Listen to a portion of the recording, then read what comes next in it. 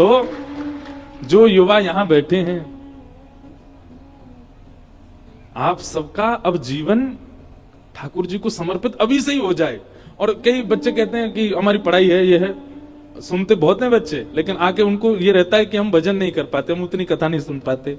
सुनते हैं बेचारे, लेकिन उनका अध्ययन भी बहुत विशेष रहता है।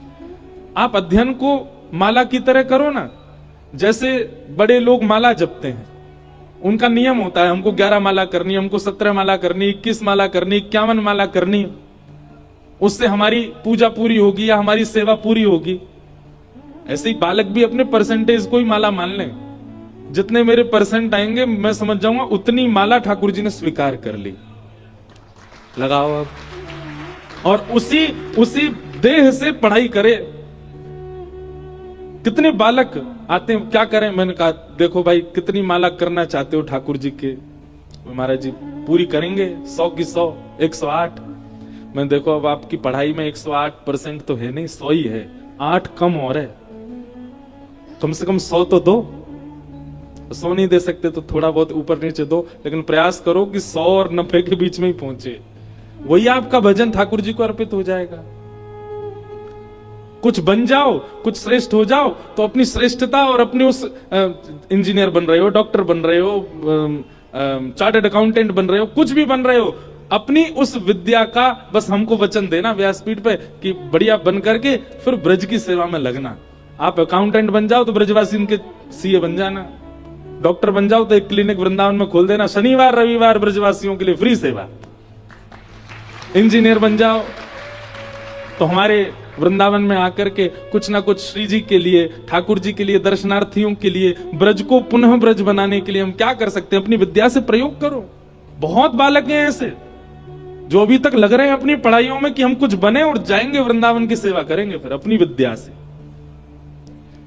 जरूरी थोड़ी सब तज और केवल कोने में बैठ करके केवल नाम जपी करना है, नहीं, अपनी योग्यताओं से सेवा करो ठाकुर जी की।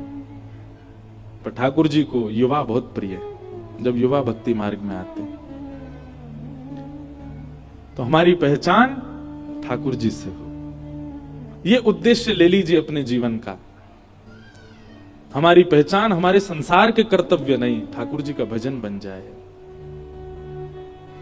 आज सुबह खूब आनंद आया।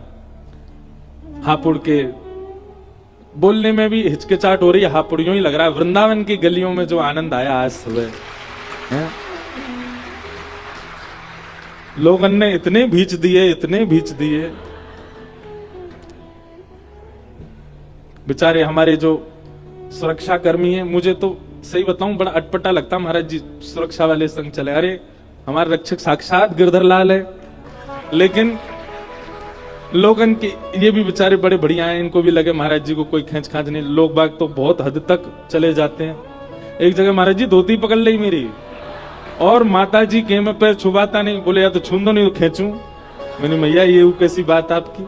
ऐसे ऐसे लोग भी हैं। हाँ, चंडीगढ़ की बात है, वहीं की धोती वाली बात है वहीं की। फिर वहां पे क्या हुआ, विश्राम वाले दिन जब मैं निकला तो सब ऐसे में हाथ स्पर्श कर रहा था, एक बालक ने कन्नी उंगली पकड़ी और पकड़ के पूरी मोड़ दी पीछे, और मैं चिल्लाऊं, मैं छोड़, बनना है छोड़ूंगा, यहीं रुको। मैंने किया ये कोई बात है? तो ऐसा सब लोग भयानक वाला प्रेम भी कभी कभी देते हैं, तो उसके लिए थोड़ी चाहिए। लेकिन बहुत आनंद आया आज हापुड़ में। हमारे दिव्यदास भैया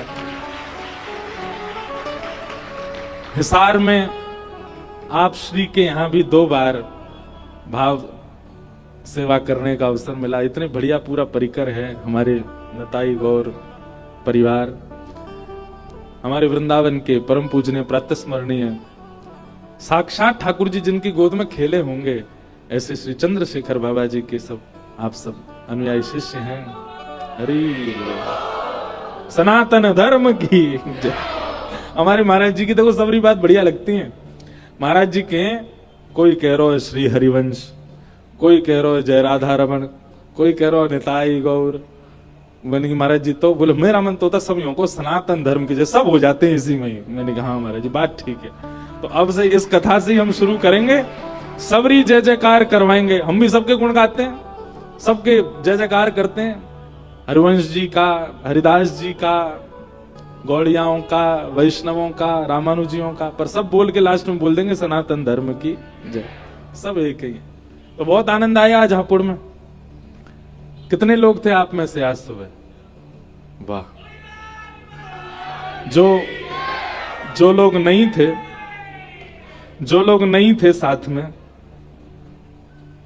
उनके लिए एक ही बात है भैया, उठ जाग मुसाफिर भोर भई, अब रैन कहां जो सोवत है, जो जागत है सो पावत है, जो सोवत है सो। अब भैया सोते रह गए तो खो गए। हमने तो कितने उठाई दिए, कई तो अपनी घरों से बाहर बालकनी में आंख मिड़ते मिड़ते आ रहे हैं। का बवाल भैया, लोग की कहते बाबा, क्या लोग की महाराज जी पंजाबी में कुछ कह रहे थे कल परसों। हाँ, लोग की मैनू पूछ देन दे संत की लग दे तेरे। आहा, मेहता कहती यहां ये सिर दे ताज ने मेरे। बहुत बढ़िया। तो सब देखें, बोले भैया ये कहां घूम रहे हैं, सब उछल उछल करके नाच रहे हैं, गा रहे हैं। आंख मीटते हुए आए, लेकिन मैंने देखा बालकनी में खड़े खड़े महाराज जी मीटते मीटते वो भी उछलने लग गए। उनके भी चित्त में ये भाव आया। कहां उन्होंने सुबह उठ करके कभी श्री जी का नाम गाया ही नहीं होगा, कहां उन्होंने सुबह उठ करके कभी श्री जगन्नाथ जी का स्मरण किया ही नहीं होगा, पर आज सहज ही जगन्नाथ। देखो, एक तो होता है कि हम श्री जी को पुकारें, मतलब श्री जी को हम याद कर रहे हैं, पर जगन्नाथ जी, श्री जी, ठाकुर जी खुद उनके द्वार पर पहुंच गए, बोले उठो जागो हमारा नाम गाओ। उनके भी कोई पुण्य होंगे कि आज नगर कीर्तन के माध्यम उनसे कीर्तन करवाया, उनके मुख से भी नाम जपवाया।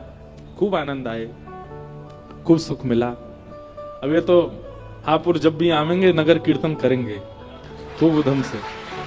अब महाराज जी अगली बार हाईवे पे चलेंगे, गलियों में नहीं, क्योंकि और प्रशासन से पहले ही परमिशन ले लेंगे भैया, जे हम अंधेरे अंधेरे में कर आवेंगे, बस रोड बंद रखी हो, क्योंकि ऐसी हम मेरे को तो खूब मस्ती आवे, क्योंकि हर समय नृत्य का उछलने का अवसर नहीं मिलता।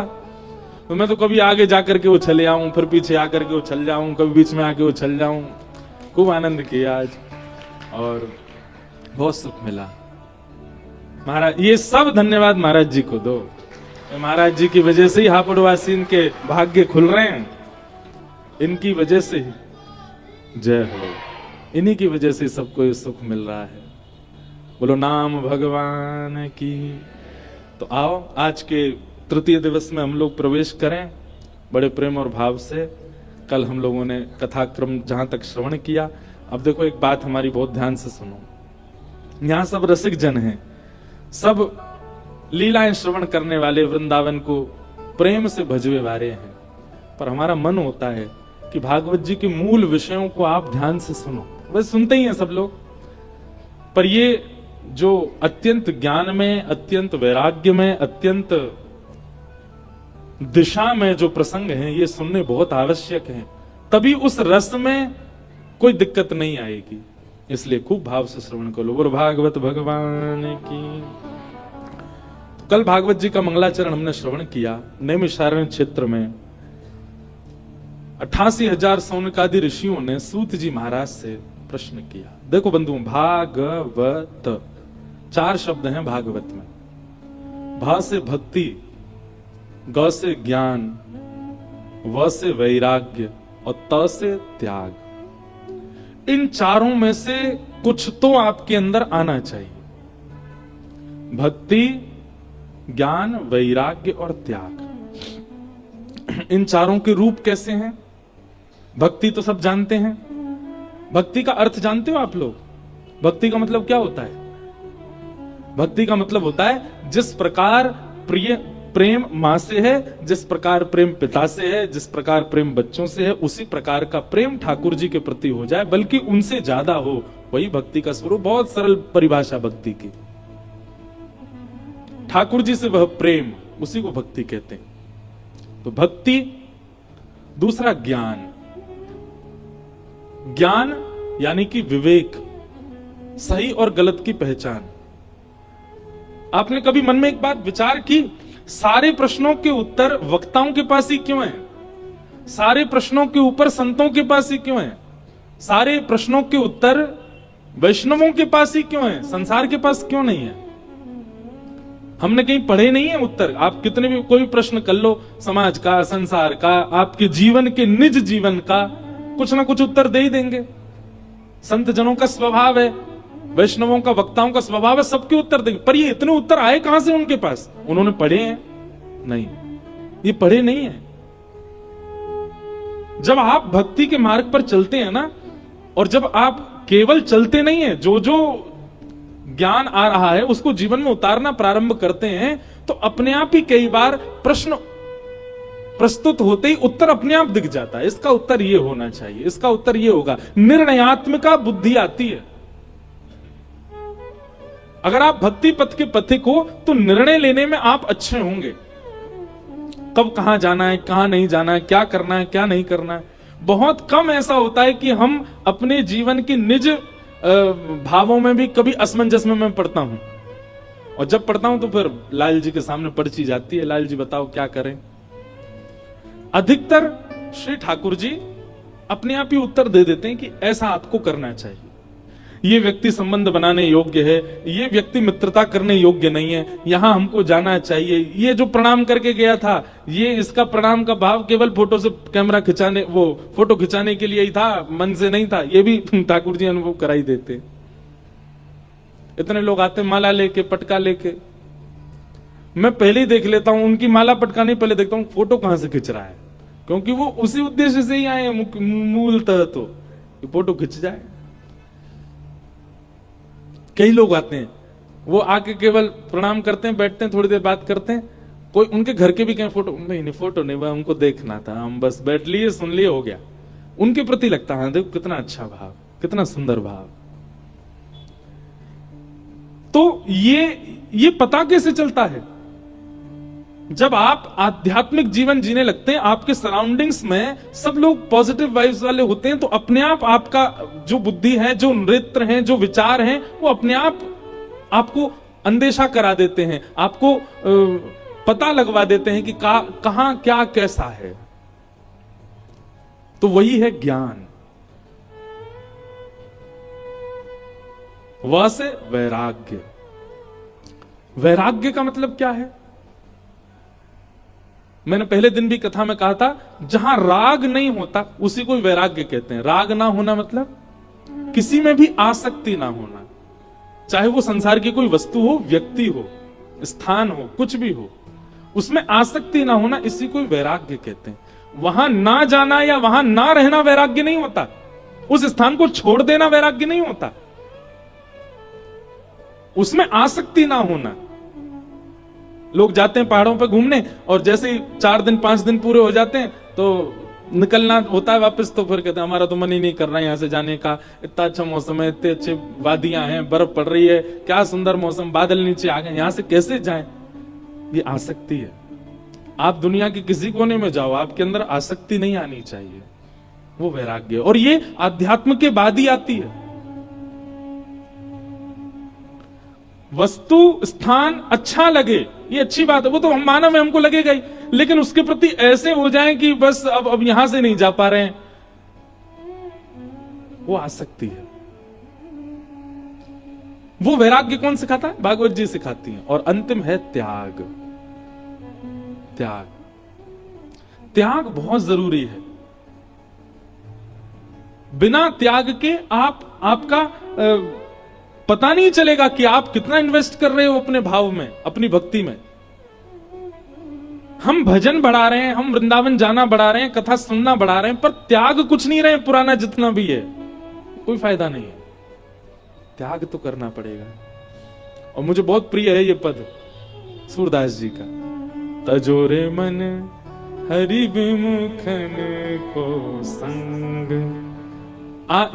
ये नियम कोई ले ले व्यक्ति जो कथा नहीं सुनता, वृंदावन नहीं जाता, ठाकुर जी से जिसका कोई संबंध नहीं, श्री किशोरी जी के नाम से जिसको कोई मतलब नहीं, ऐसा व्यक्ति चाहे हमारे कितने काम का क्यों ना हो, उसका त्याग करो। तजोरे मन हरि विमुखन को संग, तजोरे मन हरि विमुखन को संग। जाके संग कुमति उपजत है, जाके संग कुमति उपजत पड़त भजन में भंग हो, पड़त भजन तजोरे मन हरि विमुखन को संग, तजोरे मन हरि विमुखन को संग। त्याग करो उसका जिसका भजन में रुचि नहीं, जिसकी वृंदावन में रुचि नहीं, कथा में रुचि नहीं, ब्लॉक मारो उनको सब जगह से।